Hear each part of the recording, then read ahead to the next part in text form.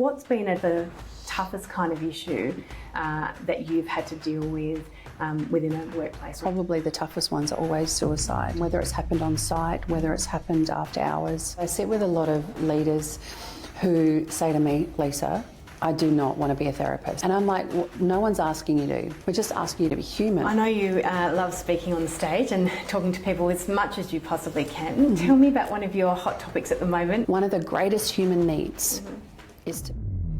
You're listening to The Ultimate Leader's Edge, where we explore the mindset and methods behind great leadership. I'm Paulette Kolarz, and in each episode we talk with leaders who've learned how to balance performance with purpose and growth with culture. Today I'm joined by Lisa Bondarenko, counsellor, psychotherapist and founder of 360 Woman. Lisa brings a rare blend of business and therapeutic insight to her work, with a background that spans human resources, marketing and clinical counselling. Lisa now partners with organisations through employee assistance programs, providing confidential counselling and wellbeing support to help employees manage stress, conflict and personal struggle. It is absolutely my pleasure to have Lisa Bondarenko with me. This is such an exciting podcast for me because I think this topic is one that we don't talk about enough, and I'm super excited to explore it further with you. Well, I'm excited to be here. Very excited. Thank you. But I want to get started. For those who don't know you, I want to get a little bit of the story behind the woman. I have been a therapist for 15 years, which makes me very old, obviously. But prior to that, I was in the corporate world in HR and marketing, and loved my gig, and then decided to go back in my 30s, back to uni, and did my bachelor in social sciences and went out on my own. I love what I do. You know, people often think being a counsellor or a therapist is really depressing. It's so far from that. Yeah. Yes, sometimes it's heavy, but mostly it's working with humans that, you know, are maybe just trying to make decisions or detangle from things or understand themselves better. So what's not to love about that? It's a privilege to do what I do. And side of, I guess, the career space, I'm a mum, I'm a wife, I'm busy, all the things that most women get up to. But yeah, being a therapist has been a real privilege, and it's constantly something that I'm learning from. Like, I learn from my clients as much as they might come to me. I always say to people, I don't have the answers for your life. I don't even have them for mine. But sometimes in the space of therapy, we get to work it out together. Yes. And I'm just an observer in someone's life and can just go, can we just talk about that? Pinpoint it and see. But it's such a difficult job, leaving that corporate security world into jumping into your own business. Yeah, it was wild. Tell me a bit about that, and how did you, I guess, build that confidence to leave that security and then jump into your own business? Well, can I be really honest? You can. Okay. So I was in a recruitment company. I was state manager, I was very ambitious, was loving my job, loving the career, loving the people. But in my personal life, I was going through a massive infertility journey that lasted 8 years. And during that process, it became harder and harder. I was not coping, and I had kept it on the down low, so I didn't tell people, which I guess was my choice at the time. But the stress got to me. Also, I'd gone and had some counselling myself during this process, and can I be really honest, it was so bad that I walked out. And I remember I was with my husband. I walked out through the corridor after the session, and I said to him, I'm going to go to uni and I'm going to get qualified so I can save one couple that experience. Yes. And so I did. I left the corporate gig, felt nauseous about it because it was so much part of my identity and I was proud of it. Yeah. But went back to uni, got 2 part-time jobs, and embarked on this journey. And 4 years later, I was driving down Brighton Road, and I'd graduated. And most people, when they finish that degree, they go into like agencies or different environments. And I was like, I will want to open up my own practice. No idea what I was doing. No idea. And I was driving down Brighton Road and I saw a room for rent. And I went in and I met with the landlord and I signed a 12-month lease. Thankfully, my husband, who's amazing, was like, babe, you got this. Yeah. And I worked 2 jobs to pay the rent for there. And for the first 3 months, I literally got dressed up every day, went in, to no clients Yeah. and sat there day in, day out. It takes discipline. Oh my gosh. And the rest is kind of history. But I remember the other people in the office, it was a shared place. I think they felt sorry for me. They'd come and have coffee and I would sit there. And then I got my first phone call. And, you know, this was pre-social media, right? So this was hoping people would see the sign on and come in. on Brighton Road, right? And I got a call and someone said, I'd like to come in for counselling. I was like, you know, let me just check my diary. And I booked them in and they said, but I literally only have $20 a week to spare. And I was like, you know what? Game on. And it kind of went from there. So it was a very personal journey to get there. I'd always been curious about the human mind and for many years had dabbled with going back to uni and studying psychology, but I was too busy travelling, shopping, having a great time, and I didn't want to do that.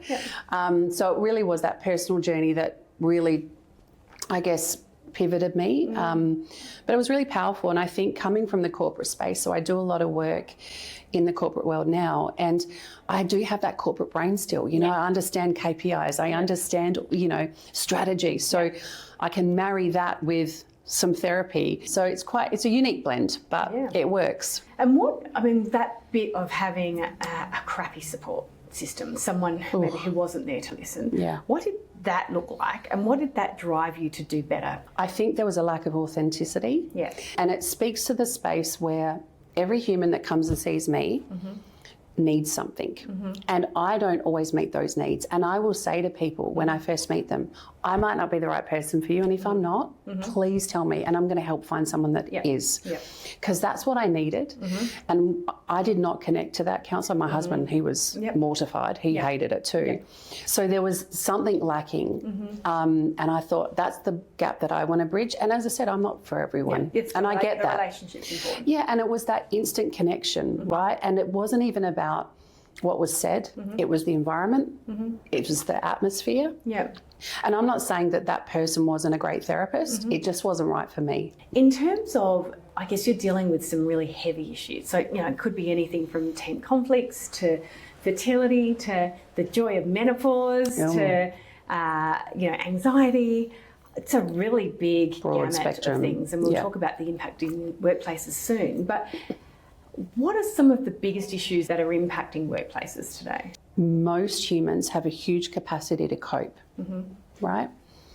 But then it gets to a point where they can't any longer. And I think that's the tipping point, and that's what I'm seeing a lot of. And there's something really fragile about that space because I'm sure even in your life, in my life, would say I've been a really big coper, but then we're human, right? And so we get to a break. And we get to that place, and that's people feel very fragile in that space, you know, because they don't know themselves in it.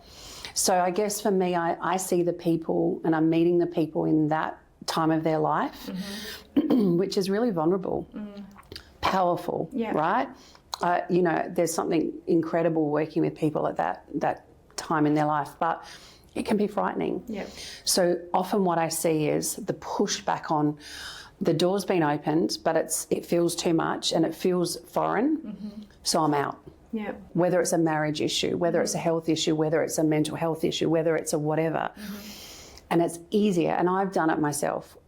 Turn it off and just keep doing what I've always done. Right? And then it bubbles though. But it doesn't last forever. Away. It doesn't go away. You know, and people will come back and they'll, you know, maybe a year later, and I'll be like, hello. And they're like, well, it didn't go well. And I'm like, because it's courageous to sit in that space. But you got to do it with the right person, which goes back to my original thing with the therapist that I sat with originally. I've got an incredible therapist now of 15 years who I can't tell you the amount of times I go back to it, knock, here I am again, like, you know, because I think when we can find a space to do the work and trust ourselves enough and trust someone else to be there and stand there with us, I think is a gift. And I think it's that asking for help sometimes, or recognising that you need help. But I think in the flip side of that, I also feel people are becoming more comfortable seeing a counsellor or having someone that they speak to, because I think now I'm seeing more and more people. It's become normal. Talk to someone, you know, which hopefully will continue to see some of those paths move forward. In terms of, I guess, the things that you're seeing organisations do right and organisations do wrong. So you could be dealing with, you know, two team members that are fighting for personal reasons, for work-related reasons. They could be experiencing something significant and then having to process that outside of work. What are you seeing where organisations are doing things right versus what are some of the things that you're seeing that may be contributing to people not coping in general or within the workplace? I think to start with, what some organisations aren't doing well is they know that people's behaviour is often a reflection of mental health or emotional health, right? So we know the language, and we can speak the language, but it's more a tick and a flick, right? So we can speak the speak. We want to be an organisation that supports, but that it doesn't translate into reality. For companies that promote EAP or companies that promote, you know, we're going to tell what EAP means, just in case. Employee assistance programs. Yeah. For many organisations, that just looks good on the website, right? So the flip side of that is organisations that genuinely, it's part of the heartbeat of the organisation, where they see the value of working with humans, because we've got humans in our business, and often people's outside lives are coming into the inside workplace. And it's really hard to sometimes differentiate around what's work issue versus what's a personal issue. It's blended now so much, isn't it? Because people are bringing issues to work. They can't switch it off at the door anymore. No. So I think organisations that are doing it well from a leadership position, leading by example and doing whatever they need to for their own life, and that it's not just a one-off conversation, that it's this ongoing, transparent check-in point, because often when there's like a conflict or whatever, we try and smooth it over as quick as we can, but we don't maybe follow up 6 weeks later or a couple of months later to check in with that person. So I think companies that are doing this space well are the ones that are owning it and working with it, and not just seeing it as a due diligence of we better just do this. It's the genuine care, I think, isn't it? So it's the genuine care, and we also say there are a lot of rules and regulations you have to follow. Psychosocial is a big trend at the moment. But at the end of the day, the biggest trend and the most important thing that's going to shift the dial is your ability to look in the mirror and go to bed and be proud of the leader you are. Being and human. To take the human, perspective every time, I think. And so in terms of some of the reasons why dealing with a healthy mind, with a good mental health workplace, why it's important, in some of your studies and the things that you're working with, why is that important? Why is it important for employees to pay attention? And what are some of the things they can do to contribute to building a positive workplace for their teams? Well, I think healthy humans has got to be the destination, right? Because we all know unhealthy humans. Unhealthy humans often don't even have to speak. You can see it, right? So I think for organisations and employers and business owners, it's important that they recognise that if we're bringing staff in to produce, then part of their production involves their being. I love that. Right? Otherwise, we're robots. So when we are producing and when we are investing into the human being, not just the human doing, we're getting a more beautiful ribbon that goes, this is an entire package. So I think that, it's so imperative that we can't separate, and I think a lot of businesses, even from a financial point of view, they try and maybe cut corners because, times are tough and lean, but there's something really powerful when you see humans working from a platform personally of health and wealth, and I'm not talking money. Right? You get different outcomes. So we can have all the spreadsheets in the world, we can have all the strategy papers in the world. If we're not actually recognising that the humans that are going to perform those things sometimes are limping, sometimes are recovering. And how do we as leaders support the recovering? So for instance, divorce is a big thing, right? How that impacts a business is huge.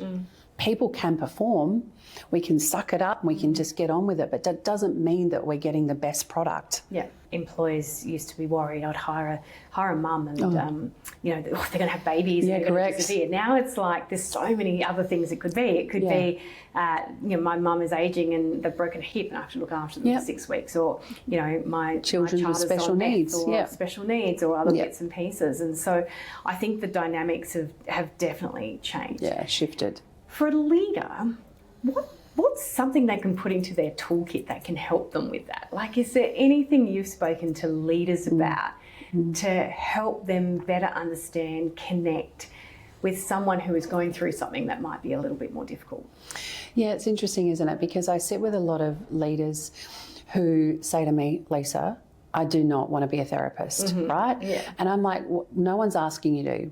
So if someone comes into your office and they're crying or they're anxious or uptight, for a lot of humans, there's this, call Lisa, right? Yeah. And there's this pushback or freak out and I won't deal with it. Yeah, right? And so I sit with a lot of humans that I'm like, no one's asking you to be a therapist. We're just asking you to be human, right? So yes, sometimes it's about recognizing when this is outside of your scope, but actually one of the greatest human needs is to be heard and to be understood. So if you've got someone in your office, like I like to term snot bubble crying, and you are feeling uncomfortable, you need to lean into that, because all they need is to be heard. They don't need you to fix it. They don't need an answer necessarily. And by all means, refer. But I often say, don't refer too quickly, because they just need to be heard. And to be understood, and that doesn't mean that you have to have had the same experience, but it's not hard to understand pain when we see it. We've all had pain at some level. It might be different, but we know what that feels like. So sit in it, and it's that sitting in the discomfort, which we don't like, right? And that's when I get can you deal with this, Lisa? I'm like, no, that sounds like a you problem. Tell me a bit more about that, sitting in the discomfort. Yeah, we've got, even though in 2025, we're a lot more aware around mental health and these conversations are happening more often, there's still that level of discomfort around human emotion. We're good with laughter. We're even okay with anger. We can handle that. But once there's emotion like crying and desperation, despair, anguish and all of that, it's like you can see people just panic. And I often say we just need to pause, right? Because it's nothing to be afraid of. And people will say things like, oh, but you know what to do, Lisa. Well, can I be really honest? There's been many, many times in my 15 years that internally I have been panicking around I don't know what to say or do, because I just don't grab a textbook. No. And whilst over the years I've obviously collated some skills to be able to sit, even personally, in fact, the first few months when I was counselling, I was green, really. And I remember I had a client come in and before they sat down, they were already crying. And I thought, okay. And they cried for 40 minutes, like could not speak. Yeah, hysterical. Right? And then because I felt like I had to perform. I felt like, well, they're paying me and I've literally said nothing for 40 of the 60 minutes. And I remember going back to my counsellor and just saying, I think I'm not cut out for this. And she was like, the greatest gift you gave that person was sitting with them. Yeah, you didn't have to say a word. Yeah. And that always sat with me. One of my sayings that I stand by is, I'd rather say the wrong thing in fear of saying nothing. Yeah, I agree. Right? Yeah, and sometimes it's okay to say, I actually don't know how to deal with this. Yeah, I'm sorry, but let me work it out, or let me get back to you. Exactly. So that's what I try and communicate to leaders. Like, you can get it wrong. Yeah. They'll forgive you. Something that you can sleep at night with. Yeah, because to not do anything. Yeah, it can be really hard. Can be really hard. You've spoken about a couple of tough situations you've had to deal with. I know myself, sadly, there are suicides in workplaces, really horrific issues. I had a workplace where I walked in and someone had, 2 knives, and it's just can be quite horrendous, some of the things that they're processing. Yeah. What would be, we're obviously not breaking any confidences, but what's been a tougher toughest kind of issue that you've had to deal with within a workplace? Probably the toughest ones are always suicide, you know, whether it's happened on site, whether it's happened after hours. Yep. And just the reeling of humans, the co-workers, the managers who feel like maybe they missed something. You know, it's a huge burden. Yeah. I've walked many hallways where that's been the occurrence, and you can just feel like it's palpable. Some of the organisations that I've worked with in those scenarios have done things beautifully. Yeah. Again, maybe it's clunky, but actually there's no roadmap for that. Yeah, I think the vulnerability piece is okay here, isn't it? Yeah, and I think we don't need to follow a policy from the top down. Everyone's like in shock. And I guess it's just about stabilising that environment. But there's not much to be said. You know, really, it's not like I have any answers. I don't have a 3-step program and this is going to help everyone. There's some people that are in shock, and then there's others that are completely raging, you know, like, and the pendulum, everything in between. One of the greatest education pieces is giving people freedom to be themselves. Exactly. And I mean, obviously dealing with problems is something that it's more obvious to have to deal with. But dealing with a workplace when it's good, keeping it healthy, investing in things so that people are building resilience. Yep. Are you seeing that, and are you seeing what are employers doing to, I guess, get ahead of the curve? Because we know that we should do something when something goes wrong, but avoiding the crisis, keeping mentally fit, looking at rhythms and processes or structures that enables us to respond. Yeah. What have been some examples of that, or how does an employer get ahead of that curve? Yeah, that's a good one. To maybe think through building a healthy workplace, or what does a healthy workplace look like? Healthy? Yeah. This might surprise you. I think one of the healthiest workplaces, and there's many of them, advocate for staff to have holidays and have breaks, right? Yeah. Every quarter, booking right? Yeah. And I know that sounds silly because people are like, oh yeah, we all get 4 weeks off, but the amount of humans that are not taking their annual leave, that's not a healthy workplace. Yeah. Yeah. Right? Yeah, it should be balanced. It should be balanced, and every one of us, me included, we need breaks. Yeah. And so the workplace that advocates for that, I think, is ahead of the curve. Yeah. Because we all need that reset. We all need to step away and step back in to be able to perform and see things differently. Yeah. But when I work with organisations and they've got staff that have got 5 months leave, I'm like, no, that's not a healthy workplace, right? And some might argue. And not sustainable either. It's not sustainable. Someone else probably doesn't know how to do that job. So. No, correct. Yeah, exactly. And I think also a lot of people do that because they feel like they can't take time off. And or they're saving it for a rainy day. I'm like, don't save it for a rainy day. You never know. Your health is so important. Because actually the rainy day is now, in the sense of when we take time out for ourselves and find that balance, and I often use the analogy of the treadmill. For so many of us, we're on the treadmill. I'm not much of a runner, but the treadmill, if I'm on 11 or 12, I am gripping, and that's not the pace that any of us should be running at. Maybe for a time, and we all have seasons, and we're like, just got to get through this. But what we're seeing more and more of is that humans are on that treadmill racing constantly. I know we're going to talk about this, and I'm probably jumping questions ahead, but just because you're talking about it, we talk about it as well, pacing in terms of setting a speed. For sometimes you put the leader here so that the team member steps up and steps up and steps up, and then eventually they burn out because they can't keep running at that speed.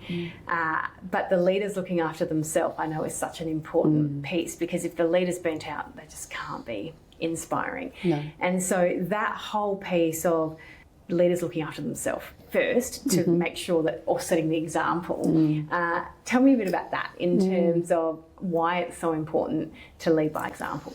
Yeah, look, I think it's like when you're parenting, you don't realise that your kids are watching you all their lives until they're in their 20s and they'll go, oh, Mum, I remember. And you're like, what? You actually took notice. It's the same for leaders. If staff see something in a leader that makes them feel uncomfortable or under pressure, they are going to mimic that. And I think that for a lot of leaders, going back to that taking breaks, their health and well-being, they can only do a pace for so long. So we need to find a pace that is actually achievable constantly, not spurts, right? So that the staff also can see, we don't want staff just dawdling. We understand that. There needs to be that tension. Yep. But I think for leaders to be authentic and vulnerable and to show their humanness. I want to see leaders, going into their kids' sports days and taking half a day off to do that, right? Because that's important.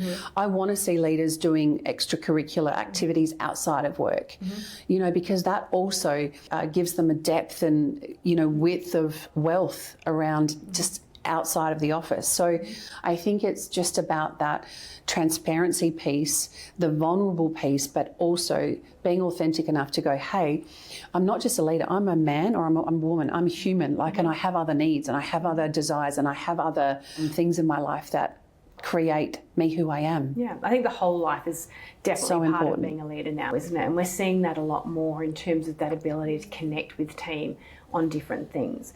I think one of the things, and certainly we obviously know we work together, the balance in is something that I think is quite special in terms of how you look at things, because you always look at it from the individual perspective around their accountability as well. So getting that balance of someone owning something to be able to move forward from something, that whole piece about what can I do, not necessarily looking at what's being done to them, but the piece that they can do is such a unique piece, I think, that you do, because sometimes they can't control out here, but they can control what they do. How do you find that in terms of getting in there and talking to people, but also then breaking that down into the steps that they might be able to work towards to actually helping themselves out of the situation that they might be in? I think it's the accountability piece. And I often talk around who do you want to be in this? I know what's happening, but who do you want to be in this? Because especially in the corporate world, there's an element of, I think, often people's expectations of the business owes me this, right? Or there can be a victim. Like, don't get me wrong. No. Some really serious things. Of course. In any way downplay that.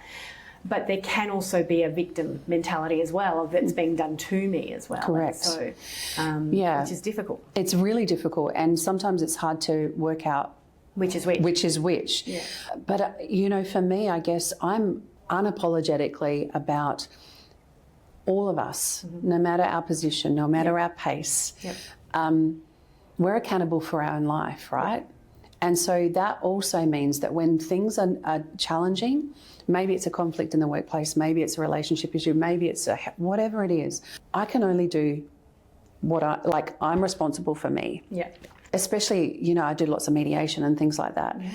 And a lot of times people come to me expecting me to get on the bandwagon of, oh yeah, they shouldn't have done that, and oh, that sounds terrible. And I'm like, I understand this has been a really uncomfortable experience, but I'm more interested in, who do you want to be in this? At the end of this, what do you want to be able to look back and go, I'm so proud of myself? Or what do we need to challenge ourselves?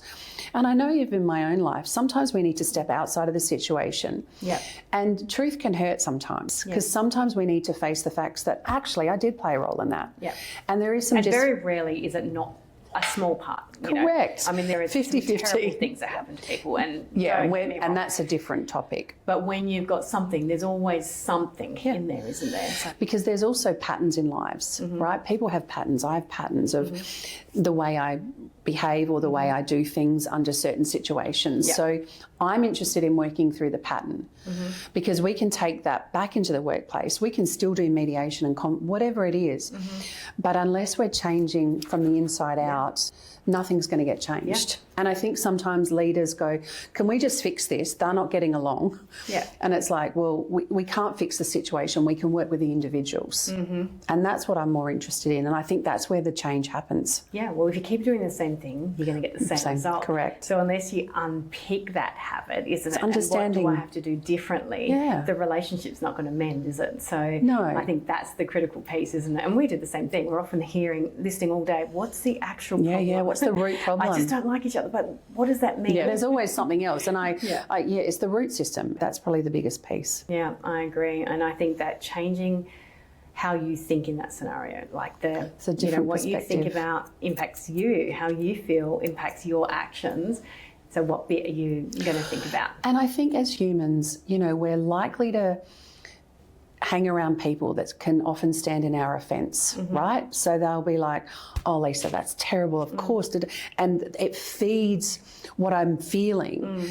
Whereas someone like myself or you is on the outside, and I'll be like, can I just ask about that? Or can I just highlight, can we talk about this? And that's a little different to our besties or our partners or, your cheerleader. Correct. Your cheer squad. So that has been super interesting. Last 3 questions. Okay. The most impactful book, podcast, training for when it comes to leadership culture or has impacted you in what you do today? It was probably about 10 years ago. It was like a medical research journal, so a bit boring, but good. and it was 2 psychiatrists that were in Philadelphia, and they went into a mental health facility, and it was one of those, I think there was 100 patients. It was lock up, people were in straitjackets, significant, serious, very serious. And they spent a year researching every person in there. And the findings at the end was that I think it was about 80% of those humans had unresolved grief, which had led them to where they were. And so for me as a therapist, this piece around grief, because that's a whole nother podcast, right? But this piece around grief of when we don't deal with the grief and when we don't process, it lays, and then something else happens and it lays. And in my world, we call it complicated grief. Just keeps layering. And so I often think about these 100 souls in lockup. What could have been if someone had been able to reach them in their grief and despair, or if they'd had the resources or the ability or the courage. And so that changed the way I see humans. It changed the way I do my business, because a lot of times, even in little workplace nitty-gritties, grief, and people hear the word grief and they just think, no one died, it's fine. It could be anything. But grief is so bigger than that. So that was very impactful for me. Yeah, love that. If a leader's listening today wants to improve their team culture, what's a first small step they could take? Lean into discomfort. Lean into discomfort. Lean into people's uncomfortable feelings and practice curiosity.